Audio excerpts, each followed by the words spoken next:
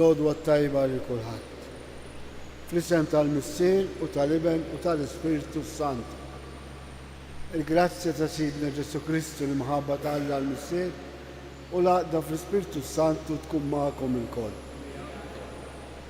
Il-laqgħa tagħna fil-Qudiesa mal-Mulej huwa mument sabiħ. Għax Alla bħala Missier iwiddibna fuq il-ħażen tagħna u jinkoraġġina fuq it-tajjeb li nagħmlu hekk smajna l-bieraħ. U anke llum il-Mulej ifaħħarna minn ġenb imma wkoll jiġbdilna l-attenzjoni minn naħa l-oħra jekk ma nagħmlux dak li hu sewwa. Aħna midinbin ma jistħoqniex inkunu hawnhekk imma l-ħnina u l-imħabba ta' Alla tistidilna biex nixorbu minn din l-imħabba ta' Alla. Għalhekk nitolbu maħfra ta' ħtijietna biex niċċelebraw din il-liturġija mqaddes kif jixra. Mulej, int il-kelma tal-ħajja, Mulej ħnina. Kristu, int il-ħobs tal-ħajja, Kristu ħnina. Mulej, int l-imħabba u l-maħfra tagħna, Mulej ħnina. Ħenna lina Alla li jista' kollox, jaħfrilna dnubitna u jwassalna għal-ħajja ta' dejjem. Il-Qudiesa din nofruha bħala ringrazzjament lill-Madonna illi xi persuni jridu jirringrazzjaw lill-Madonna. Nitolbu. U Alla, int taqqat il-fidili tiegħek flimkien fil-femiet kollha tagħhom u tiġborhom rida waħda bejnietom. Għamel il-poplu tiegħek ikun iħobb il-preċetti tiegħek u jixtieq il-ġid li jintwettu biex fost il-ħafna tibdil ta' din id-dinja il-lub tagħna jifqu fis-sod fejn hemm tassew il-għena u l-ġid. Bibnek Ġesu Kristu Sidna li hu Alla u miegħek jgħix u jsalta flimkien mal-Ispiritu Santu għal dejjem ta' dejjem.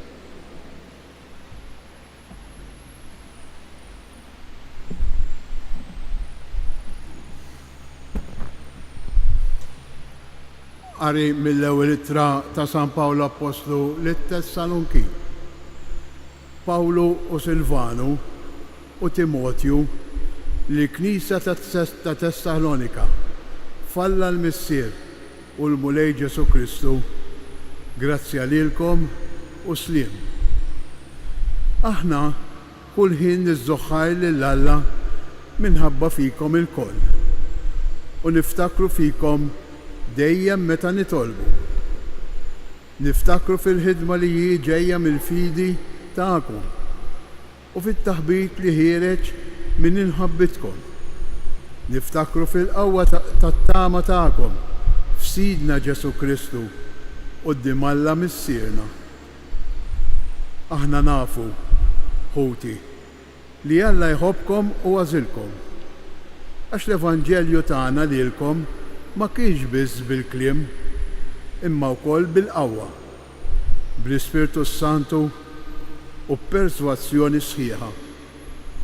Intom tafu kif ġibna ruħna meta konna fostkom għal-ġid tagħkom. Il-fidi li għandkom falla xterdet ma' kullum kien b'mod li aħna ma għandna għalfejn ngħidu xejn.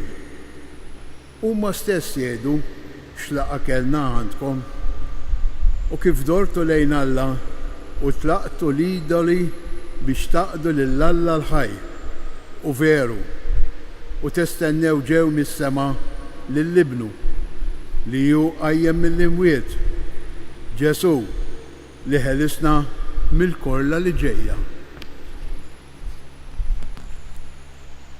Il-kelma tal-Mulej roddu ħajr lil Alla. Il-Mulej jitaxxa bil-poplu tiegħu. Il-Mulej jitaxxa bil-poplu tiegħu. Għannu lil-Mulej għanja ġdida fil-ġemma ta' ħbiebu it-tifħil tiegħu.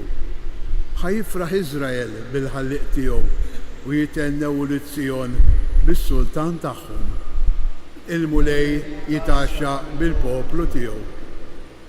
ħajfaħru bis-sfin l-isem tiegħu bit-taq tat-tambur taċ-ċetra għax il-mulej jitaxxaq bil-poplu tiegħu u jsebbaħ lill-fqajrin bir-rebħa. Il-mulej jitaxxaq bil-poplu tiegħu. Bil-glorja jitennew ħbiebu u jaqbżu bil-ferħ fuq friexhom. It-tifħir ta' Alla ikun fuq fommhom. Dan hu ġieħ għall-ħbieb tiegħu kollha. Il-mulej jitaxxaq bil-poplu tiegħu. Inqumu għall-kelma tal-Evanġelju.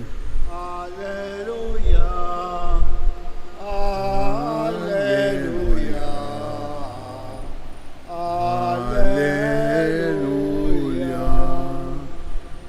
In-naċ tiegħi jisimgħu leħni, jgħid il-mulej, u jiena narafhom u huma jimxu warajja.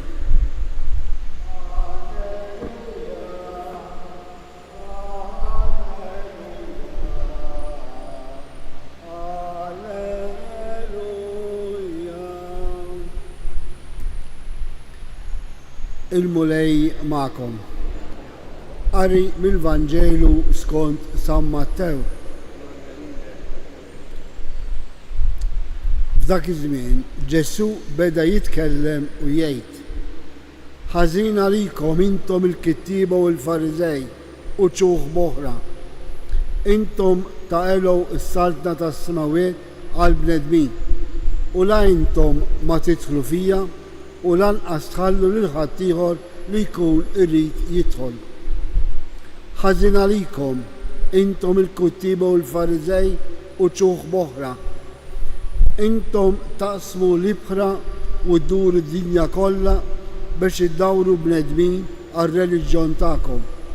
U meta tiġbduh għal magħkom tagħmluh bniedem ħaqqu l-infern darbtejn aktar minnkom. Ħażin għalikom mexxejja omja. Intom tgħidu jekk wieħed jaħlef fis-santwarju il-ħalfa ma tgħodx, imma jekk jaħlef bid-deb tas-santwarju ikoll jroddu. Boloħ u omja, x'inhu l-aqwa? Id-deb jew s-santwarju li qaddes id-deb? Tgħidu wkoll jekk wieħed jaħlef bl-arsar il-ħalfa ma tgħodx, imma jekk jaħlef bl-offerta ta' fuq l-arsar ikollu jrott. Ja omja, x'inhu l-aqwa? L-offerta jew l-artar li qaddes l-offerta? Mela min jaħlef bl-artar ikun jaħlef kemm bl-artar u kemm dak li jkun fuqu. U min jaħlef bis-santwarju ikun jaħlef kemm bis-santwarju u kemm min għamma fih. U min jaħlef fis-sema ikun jaħlef kemm fit-tron ta' Alla u kemm f'dak li hemm fuqu. Il-kelma tal-mulej.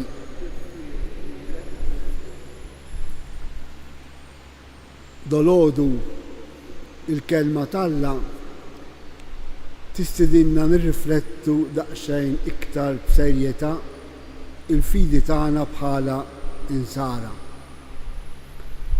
Smajna l-ewwel qari fejn San Pawl ifaħħar dik il-komunità ta' Tessaloniċeni biex jgħidilhom illi huma naħħew l-idoli tagħhom u intefgħu fuq il-mulej Ġesu li ġie fid-dinja biex jifdina bil-mewt u l-qawmien tiegħu.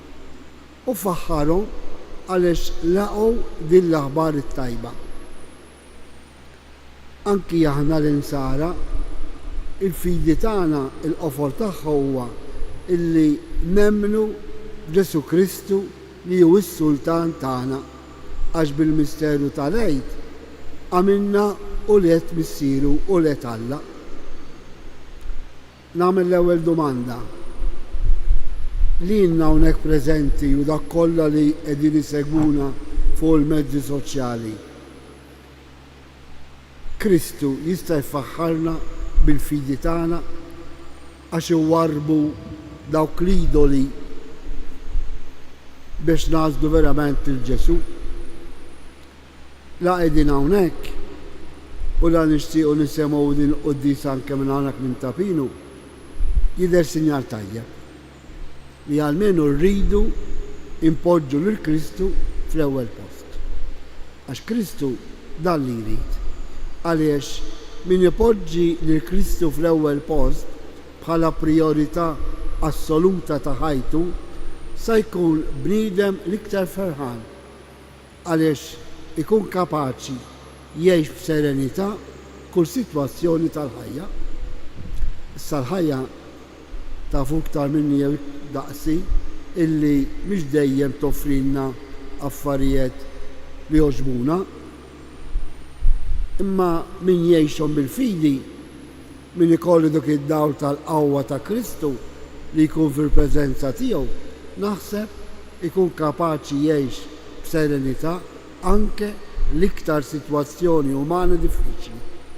Din hi qawwa tal-fidi. U għalhekk, kif smajna wkoll fil-Psalm responsiljari, il-mulej jitaxxa bil-poplu tiegħu. Għalex jitaxxa Alla? Għax min jisma' l-kelma tiegħu ifisser li jemmen fih. U min jemmen fih jgħix faqda mal-mulej. Anki hawnhekk domanda oħra. Il-mulej jitaxxa bija bil-ħajja tiegħi li qed ngħix? Qiegħed iwarrab dawk l-idoli jew dawk is-sitwazzjoni jew dawk il-ħsibijiet jew dawk l-għażliet li jistgħu jitelfuli l-għaqda tiegħi mal-mulej?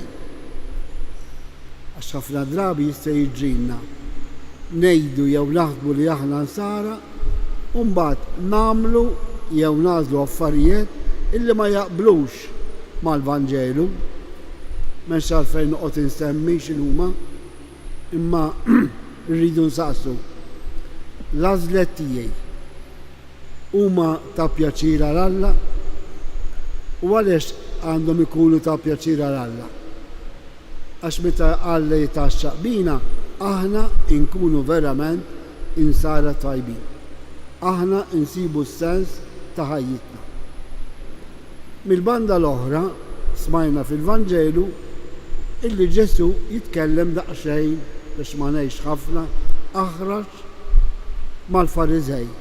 Dawk ir-reliġjużi, dawk li jippretendu li jafu l-Skrittura, dawk li kienu jaħsbu li s-salvazzjoni hija għalihom biss, għall biss, u Ġesu sejħilhom.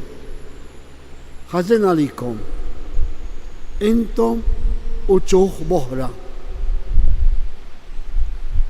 Għaliex il-Fariżej kienu jippretendu li huma aħjar minn kulħadd. U mbagħad kienu jagħmlu għażliet għar mill-oħrajn. U Ġesu quddiem insara ta' ċuħ boħra żgur ma jħoss pjaċir. Anki hawnhekk eżeż bieb permettuli nistaqsu lilna nfusna. Jien nisrani veru jew nisrani ta' wieġeb ieħor. Id-dinja, s-soċjetà bil-ħażen kollu li jkun jista' jkun hemm tippretendi u ġustament tippretendi li aħna nkunu nsara sinċeri. U sinċeri ma jfissirx li nkunu perfetti.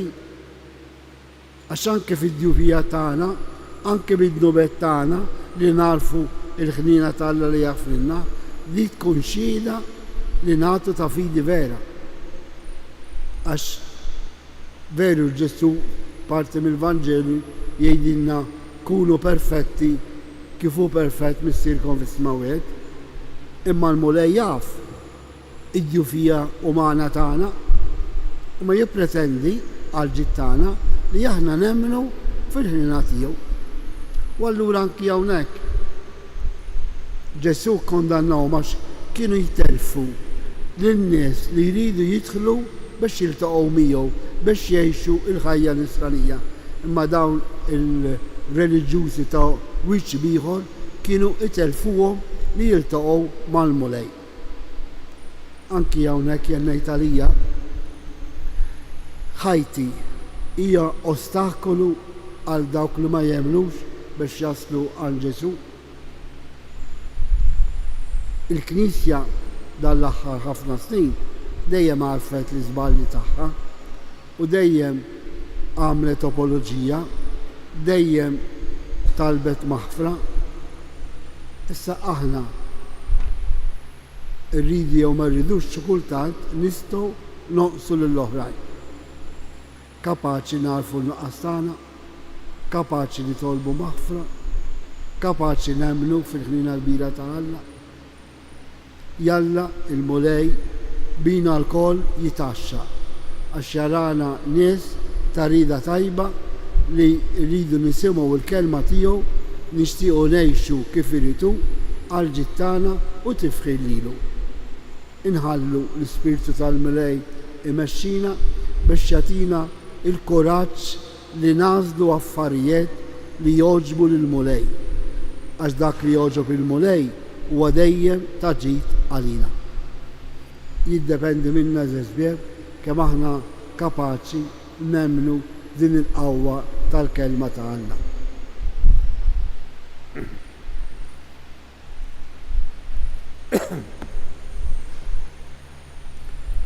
Ħuti eżis, nitolbu l-mulej Alla tagħna sabiex jenna naqdu bil-qdusija tul ħajjitna kollha.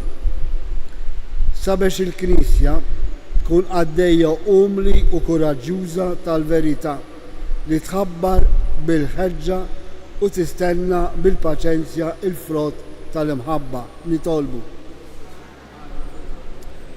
Sabiex id-dinja taraf iżżomm il-bot mill-idoli li qed jasruha u tifhem li Kristu biss ġie biex jeħlisna minn kull irbit ta' ħażen nitolbu.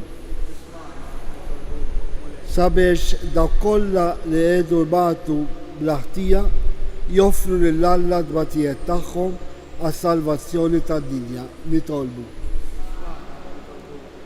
Sabiex kulħadd jilmaħ il-preżenza ta' Kristu fis-solidarjetà fix-xhieda ferriħa tal-fidi u turi il-komunità nisranija tagħna nitolbu. Għal dawk il-pellegrini li jiġu hawnhekk, dawk li tolbuna biex minn dan is-santwarju nitolbu għalihom u għalina l-koll hawnhekk preżenti biex inħallu l-ispirtu tal-imħabba ta' Kristu itmexxina biex narfu li fi Kristu biss hemm is-sens tal-ħajja tagħna nitolbu. Permettuli talba bit-Taljan.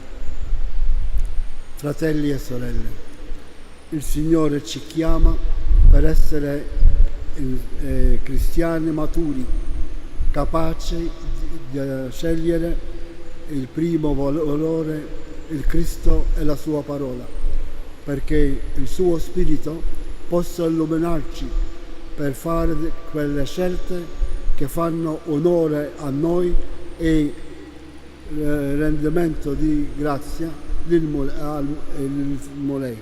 Nitolbu smana res ukoll it-tal personali tagħna. U Alla li bat lil-ibnek biex jurina it-triq tal-verità. Għatina li nimxu fuq il-passi tiegħu biex naslu għandek fejn intejx fis-saltan għal dejjem ta' dejjem.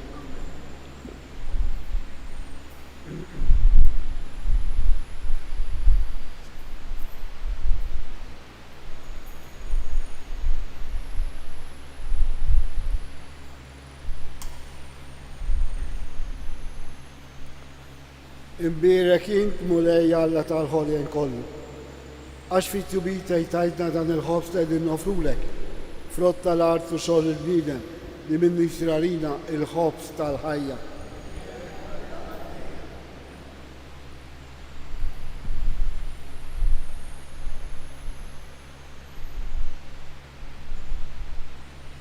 Bil-misteru ta' dal-ilma u l-inbit jintisem fin-natura divina ta' Kristu kif hu jissieħab magħna fin-natura tagħna id-bnedmin.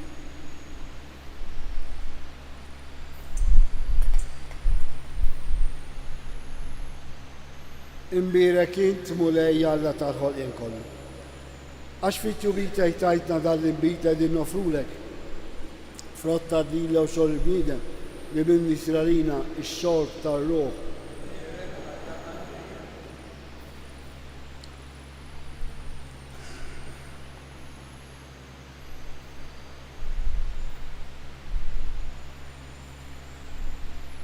Itolbu ħuti biex il-sakrifiċċju tiegħi u tagħkom ikun joġob lill-Alla l-Mister li jista' kollox.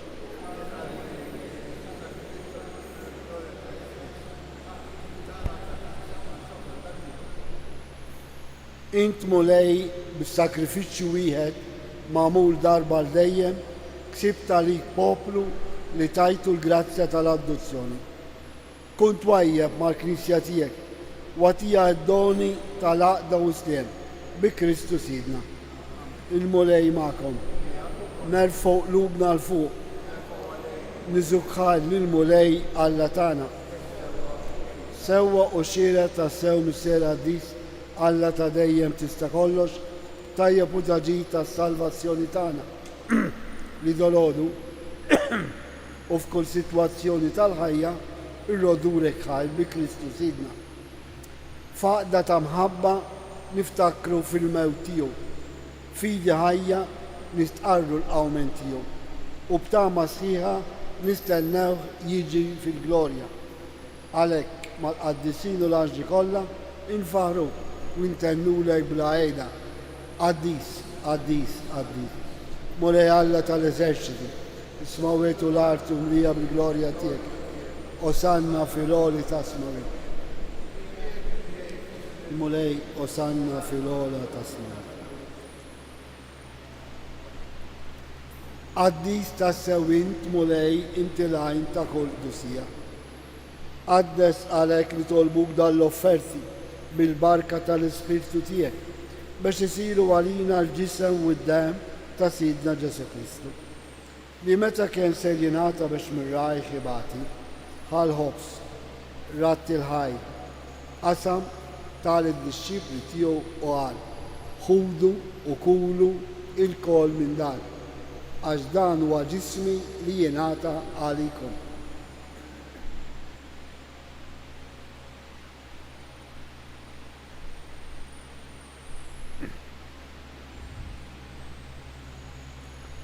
Ekku kol wara l-ikla ħal-kalċi, reġerat il-ħajr tal-disċipli tiegħu u qal, ħudu u xorbu minnu l-kol, għax dan huwa l-kalċi ta' demmi, tal-patti ġdid li jibqa' dejjem.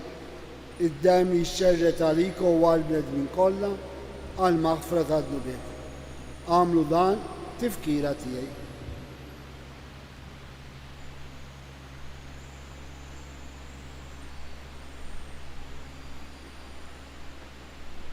Danu il-misteru tal-fidi. Inħabru l-mettijek mulej, nxandru bil-ferqa u mentijek. Nistennew ksama tiġi fi glorja. Għalek, aħna u namlu dan tifkira tal-mewt u l-awmin ta' Sidna Ġesu Kristu, nofrulek mulej il-ħobs tal-ħajja u l-kalċi tas-salvazzjoni. U rodurek ħaj, għax oġbok tilana għawn u dimek biex naqduk. Mitċa kontani tolbu l-Ispirtu Santi għadna f'ġisawijiet li jinna nieħdu sehem il-ġisaw id-dem ta' Kristu. Ftakar mulej fi Knisja tiegħek imxerda mad-dinja kollha. Wettaqa fl-imħabba flimkien mal-Papa Ljun 14, l-Isqof tagħna Anton, il-Ministru u l-poplu li jien ksibt għalik. Ftakar f'ħutna dawk li raqdu bit-tama tal-qawmien, daħħal il-mejtin kollha fid-dawl tas-sebt. Ħen għalina l-kol nitolbuk, għati li jinnu kol il-wirt tal-ħajja ta' dejjem. Flimkien mal-Verġi mqazza u Malla Marija, San Ġusepp, l-Apostli, San Ġorġ Preka u l-Qaddisin kollha li jgħixu fil-biberija tiegħek sa mill-bidu tad-dinja. Għamel li magħhom infaruk u nsebbuk Ġesu Kristu ibnek. Bi Kristu, ma' Kristu u fi Kristu jingħata lilek Alla Mister li tista' kollox, flimkien mal-Ispirtu Santu, kull ġeħu glorja għal dejjem ta' dejjem. fiduċjusi fl-imħabba ta' Alla li għamilna u lidu, ejjew qalb tal-ried nitolbu il-missirna kif jallimna Ġesu. Missirna li jinti f'ismawet jitqaddes ismek, tiġi saltnatek, ikun li tritin kif is-sema jgħidha fl-ard. Ħobżna ta' kuljum għatina llum, aħfrinna d-dubitna, bħalma nafru l-minu ħati għalina, la ddaħħalniex fid-riġri iż-daħrizda mid-deni. Eħlisna nitolbuk mulej minn kull deni, għatina fi tiba tiegħek il-paċi li żminna, biex inkunu ħilsa dejjem iddu u mħarsa minn kull inkwiet. Aħna u nistennew u nittamaw il-għena u l-miġġa tas-Salvatur tagħna Ġesu Kristu. Mulej Ġesu Kristu, li għedt l-apostli tiegħek, inħalilkom islem, natikom islem tiegħi. La tħares lejn dubitna, iżda ħares lejn il-fidi tal-Knisja tiegħek. Għati jaslemu l-aqda li jint trid fija, int li tgħix fis-saltan għal dejjem ta' dejjem. Il-paċi ta' Ġesu tkun dejjem magħkom. Għatu sinjal ta' paċi lil xulxin. Il-ġisem u d-dem ta' Kristu f'dan il-kalċi li ser li tqarbu bihom ikun jiswewna għal ħajja ta' dejjem. Ħaruf tal-Alla li tqarbina ma tkunx ta' kundanna li iżda fit-tiba tiegħek tkun għalija ħarsien u fejqan tar-ruħ il-ġisem.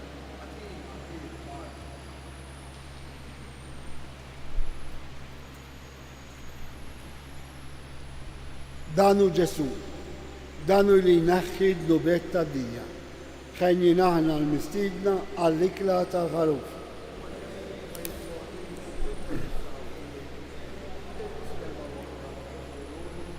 Il-ġisem ta' Kristi ħarisna l-ħajja ta' dejjem.